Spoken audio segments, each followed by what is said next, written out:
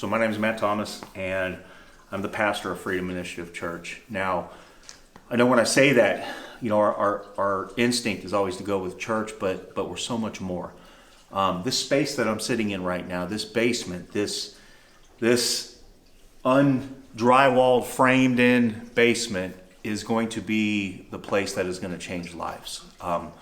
We are starting a program with Freedom Initiative that is going to start in the prison, raise up men and women while they plant churches inside, empower them, lift them, develop them, to in turn come to the release, come to the streets, come to this center, spend a year to a year and a half apprenticing, and then be sent out for the gospel to change the neighborhoods around them. And so this is going to be ground zero down here. This is going to be classes. This is going to be clothing. This is going to be computer work. This is going to be job interviews. This is going to be the area that we're going to pull these men and women out of, to be able to come here and move into the hardest of the hard cities and start shining a light that people aren't going to help but be able to see. And so to me, I believe that revival is going to come from ex-convicts, prisoners, released citizens, whatever label you want to put on them. The fact is there's an army waiting, and we've got to awaken that army. I think of Ezekiel when he says, will these dry bones live?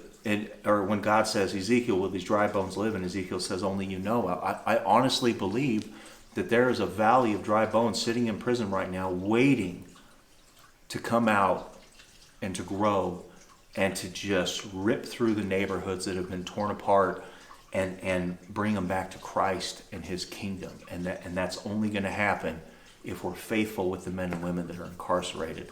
And so this is the beautiful spot, right? Because it's kind of the nucleus. And so here we have housing, we have a church, and then we have a development area. And so it's going to be cyclical. And so men will come in, they will move upstairs, they will be being trained as leaders, they will be developed, they will be taking seminary classes, they will be taking personal classes on how to be a better leader, just all in all, how to find who you are in Christ and understand that significance.